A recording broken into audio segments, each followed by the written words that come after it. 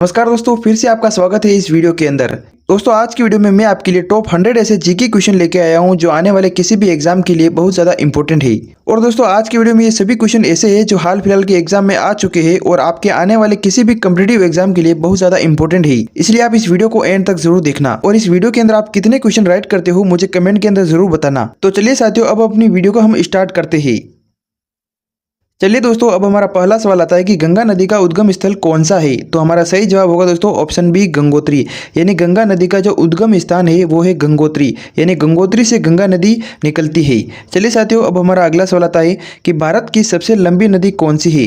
कि हमारे भारत देश की सबसे लंबी नदी कौन सी है। तो इसका सही जवाब होगा दोस्तों ऑप्शन बी, भारत की सबसे लंबी नदी है गंगा। चलिए साथियों, अब हमारा अगला सवाल आता है कि नर्मदा नदी किस दिशा में बहती है। कि जो आपको नर्मदा नदी है वो किस दिशा में बहती है। तो इसका सही जवाब है दोस्तों ऑप्शन सी, यानी नर्मदा नदी ऑप्शन सी पश्चिम दिशा में बहती है। चलिए साथियों, अब हमारा नेक्स्ट सवाल आता है कि इंदिरा गांधी नहर किस राज्य से संबंधित है। तो इसका सही जवाब है दोस्तों ऑप्शन सी, कि इंदिरा गांधी नहर राजस्थान राज्य से संबंधित है। चलिए साथियों, अब हमारा नेक्स्ट सवाल आता है कि भारत की सबसे बड़ी खारे पानी की झील कौन सी है। यानी भारत की सबसे बड़ी खारे पानी की झील कौन सी है। तो इसका सही जवाब होगा दोस्तों ऑप्शन सी, भारत की सबसे बड़ी खारे पानी की झील है चिल्का। चलिए साथियों, अब हमारा नेक्स्ट सवाल आता है कि काली मृदा किस फसल के लिए उपयुक्त है। कि काली मृदा किस फसल के लिए उपयुक्त है। तो इसका सही जवाब है दोस्तों ऑप्शन सी, काली मृदा कपास के लिए उपयुक्त है। चलिए साथियों, अब हमारा अगला सवाल आता है कि हरित क्रांति का संबंध किससे है। तो इसका सही जवाब है दोस्तों ऑप्शन बी, हरित क्रांति का संबंध अनाज से है। चलिए साथियों, अब हमारा नेक्स्ट सवाल आता है कि श्वेत क्रांति का संबंध किससे है। कि श्वेत क्रांति का संबंध किससे है। तो इसका सही जवाब है दोस्तों श्वेत क्रांति का संबंध दूध से है। चलिए साथियों, अब हमारा अगला सवाल आता है कि भारत में गेहूं उत्पादन में अग्रणी राज्य कौन सा है। यानी भारत में गेहूं उत्पादन में अग्रणी राज्य कौन सा है। तो इसका सही जवाब है दोस्तों ऑप्शन सी, उत्तर प्रदेश।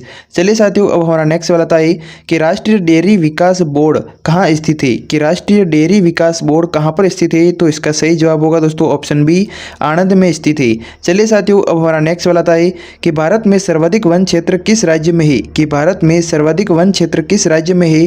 तो इसका सही जवाब होगा दोस्तों ऑप्शन सी, मध्य प्रदेश में। चलिए साथियों, अब हमारा नेक्स्ट सवाल आता है कि गिर राष्ट्रीय उद्यान किसके लिए प्रसिद्ध है। कि जो गिर राष्ट्रीय उद्यान है वो किसके लिए प्रसिद्ध है। तो इसका सही जवाब है दोस्तों ऑप्शन बी, शेर के लिए प्रसिद्ध है। दोस्तों, ये बहुत ही इंपॉर्टेंट सवाल है, इसे आप जरूर याद कर लीजिएगा। चलिए साथियों, अब हमारा अगला सवाल आता है कि काजीरंगा राष्ट्रीय उद्यान किस राज्य से संबंधित है। कि काजीरंगा राष्ट्रीय उद्यान किस राज्य में स्थित है। तो इसका सही जवाब होगा दोस्तों ऑप्शन ए, असम राज्य में स्थित है काजीरंगा राष्ट्रीय उद्यान। चलिए साथियों, अब हमारा नेक्स्ट सवाल आता है कि केवलादेव पक्षी विहार कहाँ पर स्थित है, किस जगह पर स्थित है। तो इसका सही जवाब है दोस्तों ऑप्शन बी, भरतपुर में स्थित है। चलिए साथियों, अब हमारा अगला सवाल आता है कि भारत का राष्ट्रीय पशु कौन सा है। कि भारत का राष्ट्रीय पशु कौन सा है। तो इसका सही जवाब होगा दोस्तों ऑप्शन सी, भारत का राष्ट्रीय पशु है बाघ। चलिए साथियों, अब हमारा नेक्स्ट सवाल आता है कि भारत की सबसे बड़ी जनजाति कौन सी है। तो इसका सही जवाब होगा दोस्तों ऑप्शन सी, गौंड जनजाति भारत की सबसे बड़ी जनजाति है। चलिए साथियों, अब हमारा नेक्स्ट सवाल आता है कि भारत में जनगणना कितने वर्षों में होती है। तो इसका सही जवाब है दोस्तों ऑप्शन सी, भारत में जनगणना कम से कम 10 वर्षों के अंदर होती है। चलिए साथियों, अब हमारा नेक्स्ट सवाल आता है कि 2011 की जनगणना के अनुसार भारत की जनसंख्या कितनी थी। तो इसका सही जवाब होगा दोस्तों ऑप्शन सी, 121 करोड़ थी। चलिए साथियों, अब हमारा नेक्स्ट सवाल आता है कि संथाल जनजाति मुख्यतः किस राज्य में पाई जाती है। तो इसका सही जवाब होगा दोस्तों ऑप्शन बी, झारखंड राज्य में पाई जाती है। चलिए साथियों, अब हमारा नेक्स्ट सवाल आता है कि भारत का सबसे कम जनसंख्या वाला राज्य कौन सा है। कि भारत में सबसे कम जनसंख्या वाला राज्य कौन सा है। तो इसका सही जवाब होगा दोस्तों ऑप्शन बी, सिक्किम राज्य भारत में सबसे कम जनसंख्या वाला राज्य है। चलिए साथियों, अब हमारा नेक्स्ट सवाल आता है कि पुष्कर मेला किस राज्य में लगता है। कि पुष्कर मेला किस राज्य के अंदर लगता है। तो इसका सही जवाब होगा दोस्तों ऑप्शन बी, तो इसका सही जवाब होगा दोस्तों ऑप्शन बी, पुष्कर मेला राजस्थान राज्य में लगता है। चलिए साथियों, अब हमारा अगला सवाल आता है कि कुंभ मेला कितने वर्षों में आयोजित होता है। तो इसका सही जवाब होगा दोस्तों ऑप्शन डी, यानी कुंभ मेला लगभग 12 वर्षों के अंदर आयोजित होता है। तो हमारा सही जवाब होगा दोस्तों ऑप्शन डी। चलिए साथियों, अब हमारा नेक्स्ट सवाल आता है कि ओणम त्योहार किस राज्य से संबंधित है। कि ओणम त्योहार किस राज्य से संबंधित है। तो हमारा सही जवाब है दोस्तों ऑप्शन बी। चलिए साथियों, अब हमारा नेक्स्ट सवाल आता है कि बिहू पर्व किस राज्य में मनाया जाता है? तो हमारा सही जवाब होगा दोस्तों ऑप्शन ए, बिहू पर्व असम राज्य में मनाया जाता है। चलिए साथियों, अब हमारा नेक्स्ट वाला आता है कि तीज पर्व मुख्यतः किस राज्य में मनाया जाता है? तो इसका सही जवाब है दोस्तों ऑप्शन ए, तीज पर्व राजस्थान राज्य के अंदर मनाया जाता है। चलिए साथियों, अब हमारा नेक्स्ट वाला आता है कि गरबा नृत्य किस राज्य का है, यानी जो गरबा नृत्य है वो किस राज्य से सबसे ज़्यादा प्रसिद्ध है? तो इसका सही जवाब है दोस्तों ऑप्शन बी, गुजरात राज्य से।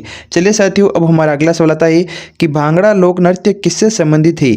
हमारा सवाल कह रहा है दोस्तों कि भांगड़ा लोक नृत्य किससे संबंधित है? तो हमारा सही जवाब होगा दोस्तों ऑप्शन बी, पंजाब से।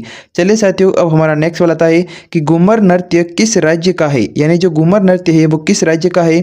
तो हमारा सही जवाब होगा दोस्तों ऑप्शन बी, घूमर नृत्य राजस्थान राज्य का है। चलिए साथियों, अब हमारा नेक्स्ट वाला आता है कि लावणी लोक नृत्य किस राज्य से संबंधित है? तो हमारा सही जवाब है दोस्तों ऑप्शन सी, महाराष्ट्र राज्य से।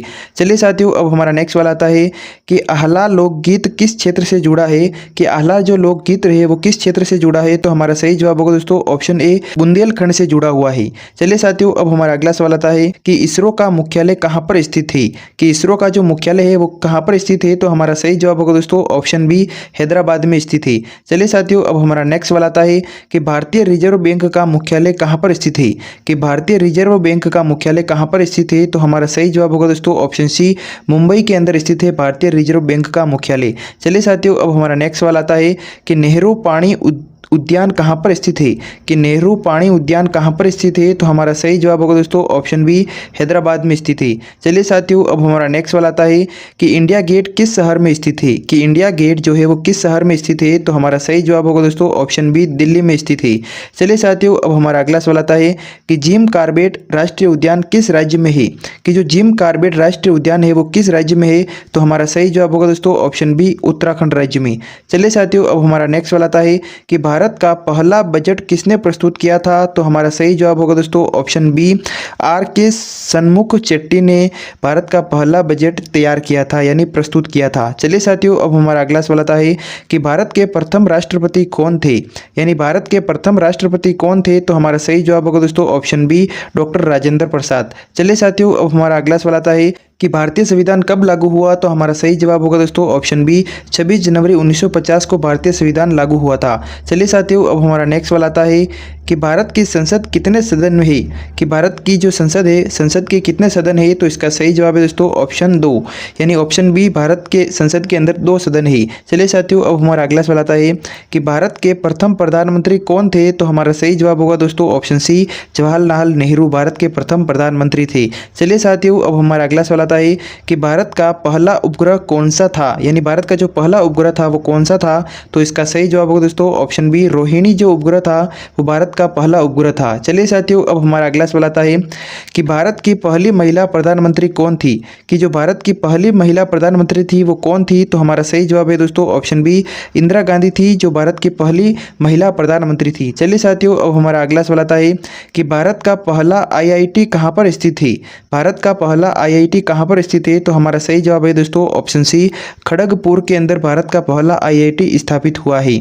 चलिए साथियों, अब हमारा अगला सवाल आता है कि भारत में पहली जनगणना कब हुई? भारत देश के अंदर पहली जनगणना कब हुई? हमारा सही जवाब होगा दोस्तों ऑप्शन बी, 1872 में भारत में पहली बार जनगणना हुई थी। चलिए साथियों, अब हमारा अगला सवाल आता है कि भारत का पहला राष्ट्रीय उद्यान कहाँ पर स्थित है, यानी कौन सा है? तो हमारा सही जवाब है दोस्तों ऑप्शन सी, जिम कॉर्बेट जो है वो भारत का पहला राष्ट्रीय उद्यान है। चलिए साथियों, अब हमारा अगला सवाल आता है कि भारत का राष्ट्रीय फूल कौन सा है? तो हमारा सही जवाब है दोस्तों ऑप्शन बी, कमल फूल जो भारत का है वो राष्ट्रीय फूल है। चलिए साथियों, अब हमारा अगला सवाल आता है कि भारत का राष्ट्रीय वृक्ष कौन सा है? तो हमारा सही जवाब है दोस्तों ऑप्शन सी, भारत का राष्ट्रीय वृक्ष है बरगद। चलिए साथियों, अब हमारा नेक्स्ट वाला आता है कि भारत का राष्ट्रीय गीत कौन सा है? हमारा सवाल कह रहा है दोस्तों कि भारत का राष्ट्रीय गीत कौन सा है? तो इसका सही जवाब है दोस्तों ऑप्शन बी, वंदे मातरम भारत का राष्ट्रीय गीत है। चलिए साथियों, अब हमारा नेक्स्ट वाला आता है कि भारतीय संविधान का संरक्षक कौन है? कि भारतीय संविधान का संरक्षक कौन है? तो हमारा सही जवाब है दोस्तों ऑप्शन सी, सर्वोच्च न्यायालय जो है वो भारतीय संविधान का संरक्षक है, यानी भारतीय संविधान की रक्षा करता है। चलिए साथियों, अब हमारा अगला सवाल आता है कि नीति आयोग का गठन किस वर्ष हुआ था? था। कि जो नीति आयोग है उसका गठन कब हुआ था, तो इसका सही जवाब है दोस्तों ऑप्शन सी 2015 में नीति आयोग का गठन हुआ था। चलिए साथियों, अब हमारा नेक्स्ट वाला आता है कि भारत का सबसे बड़ा राज्य यानी क्षेत्रफल से कौन सा है, तो हमारा सही जवाब है दोस्तों ऑप्शन सी राजस्थान राज्य। चलिए साथियों, अब हमारा नेक्स्ट वाला आता है कि भारत का सबसे छोटा राज्य कौन सा है यानी क्षेत्रफल की दृष्टि से, तो यह हमारा सही जवाब होगा दोस्तों ऑप्शन बी गोवा राज्य जो है भारत का सबसे छोटा राज्य है और क्षेत्रफल की दृष्टि से। चलिए साथियों, अब हमारा अगला सवाल आता है कि भारत की सबसे ऊंची पर्वत चोटी कौन सी है, तो हमारा सही जवाब होगा दोस्तों ऑप्शन बी कंचनजंगा भारत की सबसे ऊंची चोटी है।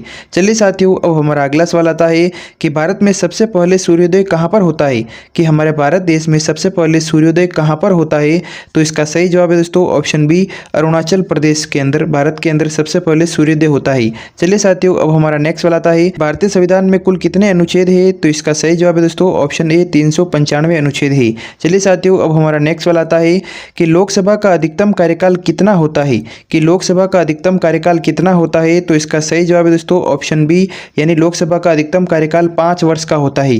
चलिए साथियों, अब हमारा नेक्स्ट वाला आता है कि राज्यसभा को स्थायी सदन क्यों कहा जाता है, तो हमारा सही जवाब है दोस्तों ऑप्शन ए यह कभी भी भंग नहीं हो सकती। चलिए साथियों, अब हमारा अगला सवाल आता है कि भारत का राष्ट्र खेल अनौपचारिक माना जाता है, यानी जो भारत का राष्ट्र खेल है वो कौन सा है, तो इसका सही जवाब होगा दोस्तों ऑप्शन सी यानी भारत का जो राष्ट्र खेल है वो है हॉकी। तो हमारा सही जवाब है दोस्तों ऑप्शन सी।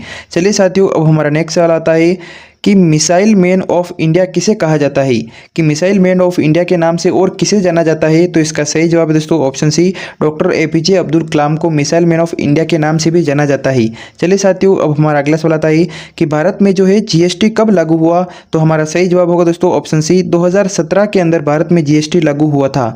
चलिए साथियों, अब हमारा अगला सवाल आता है कि भारत की पहली महिला राष्ट्रपति कौन थी, कि यानी भारत देश की पहली महिला राष्ट्रपति कौन थी, तो हमारा सही जवाब होगा दोस्तों ऑप्शन बी प्रतिभा पाटिल थी जो भारत की पहली महिला राष्ट्रपति थी। चलिए साथियों, अब हमारा नेक्स्ट वाला आता है कि भारतीय रिजर्व बैंक की स्थापना कब हुई, तो इसका सही जवाब है दोस्तों ऑप्शन बी 1935 के अंदर भारतीय रिजर्व बैंक की स्थापना हुई थी। चलिए साथियों, अब हमारा नेक्स्ट वाला आता है कि योजना आयोग का गठन किस वर्ष हुआ था, तो इसका सही जवाब है दोस्तों ऑप्शन बी योजना आयोग का गठन 1950 के अंदर हुआ था। चलिए साथियों, अब हमारा नेक्स्ट वाला आता है कि नीति आयोग का गठन किस वर्ष में हुआ था, कि नीति आयोग का गठन किस वर्ष में हुआ था, तो हमारा सही जवाब है दोस्तों ऑप्शन सी नीति आयोग का गठन 2015 के अंदर हुआ था। तो हमारा सही जवाब होगा दोस्तों ऑप्शन सी। चलिए साथियों, अब हमारा अगला सवाल आता है कि भारत का राष्ट्रीय पक्षी कौन सा है, तो हमारा सही जवाब है दोस्तों ऑप्शन बी भारत का राष्ट्र पक्षी है मोर। चलिए साथियों, अब हमारा नेक्स्ट वाला आता है कि भारत का राष्ट्रीय पशु कौन सा है, तो हमारा सही जवाब होगा दोस्तों ऑप्शन सी भारत का राष्ट्रीय पशु है बाघ। चलिए साथियों, अब हमारा अगला सवाल आता है कि भारत का राष्ट्रीय फूल कौन सा है, तो हमारा सही जवाब होगा दोस्तों भारत का राष्ट्रीय फूल है कमल। तो हमारा सही जवाब है दोस्तों ऑप्शन बी। चलिए साथियों, अब हमारा नेक्स्ट वाला आता है कि भारत का राष्ट्रीय वृक्ष कौन सा है, तो इसका सही जवाब है दोस्तों ऑप्शन सी भारत का राष्ट्रीय वृक्ष है बरगद। तो हमारा सही जवाब है दोस्तों ऑप्शन सी। चलिए साथियों, अब हमारा अगला सवाल आता है कि जनगण मन के रचयिता कौन है, तो हमारा सही जवाब है दोस्तों ऑप्शन बी रविंद्रनाथ टैगोर जनगण मन के रचयिता है। चलिए साथियों, अब हमारा अगला सवाल आता है कि वंदे मातरम किस भाषा में लिखा हुआ है, तो हमारा सही जवाब है दोस्तों ऑप्शन सी वंदे मातरम बंगाली भाषा में लिखा हुआ है।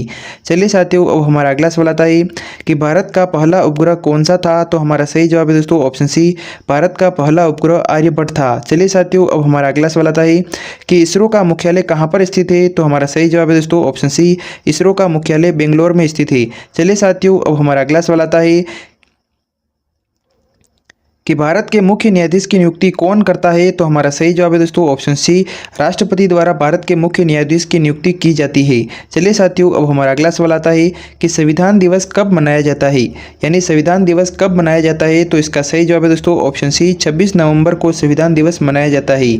चलिए साथियों, अब हमारा अगला सवाल आता है कि भारत में पहली जनगणना कब हुई थी, तो हमारा सही जवाब है दोस्तों ऑप्शन बी भारत में पहली जनगणना 1872 में हुई थी। तो इसका सही जवाब है दोस्तों ऑप्शन बी 1872।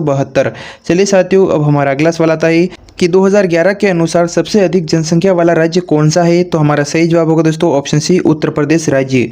चलिए साथियों, अब हमारा नेक्स्ट वाला आता है कि भारत का सबसे बड़ा बंदरगाह कौन सा है, यानी भारत का सबसे बड़ा बंदरगाह कौन सा है? तो हमारा सही जवाब है दोस्तों ऑप्शन बी, मुंबई जो है भारत का सबसे बड़ा बंदरगाह है। चलिए साथियों, अब हमारा नेक्स्ट वाला आता है कि ब्लू क्रांति का संबंध किससे है? ब्लू क्रांति का संबंध किससे है? तो हमारा सही जवाब है दोस्तों ऑप्शन बी, मछली से ब्लू क्रांति का संबंध है। चलिए साथियों, अब हमारा अगला सवाल आता है कि पिंक सिटी किसे कहा जाता है?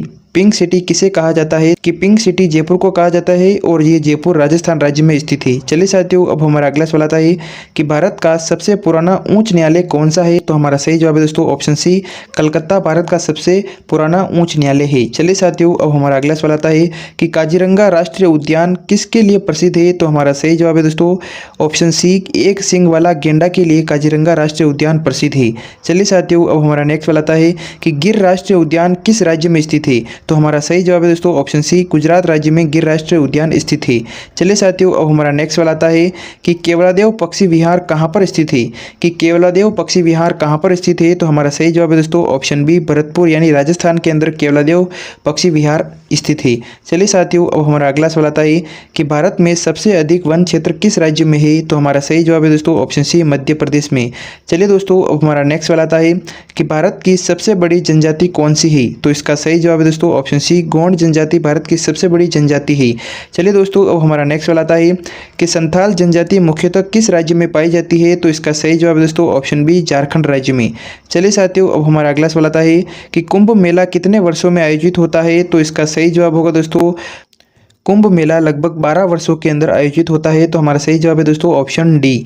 चलिए साथियों, अब हमारा अगला सवाल आता है कि पुष्कर मेला किस राज्य में लगता है? तो हमारा सही जवाब है दोस्तों ऑप्शन बी, पुष्कर मेला राजस्थान राज्य में लगता है। चलिए दोस्तों, अब हमारा अगला सवाल आता है कि भांगड़ा लोक नृत्य किससे संबंधित है? तो हमारा सही जवाब है दोस्तों भांगड़ा लोक नृत्य पंजाब राज्य से संबंधित है। तो हमारा सही जवाब है दोस्तों ऑप्शन बी। चलिए दोस्तों, अब हमारा अगला सवाल आता है कि आहला लोकगीत किस क्षेत्र से संबंधित है? तो इसका सही जवाब दोस्तों ऑप्शन बी, बुंदेलखंड से संबंधित है। चलिए दोस्तों, अब हमारा नेक्स्ट सवाल आता है कि लावणी लोक नृत्य किस राज्य से संबंधित है? तो इसका सही जवाब होगा दोस्तों ऑप्शन सी, लावणी लोक नृत्य महाराष्ट्र राज्य से संबंधित है।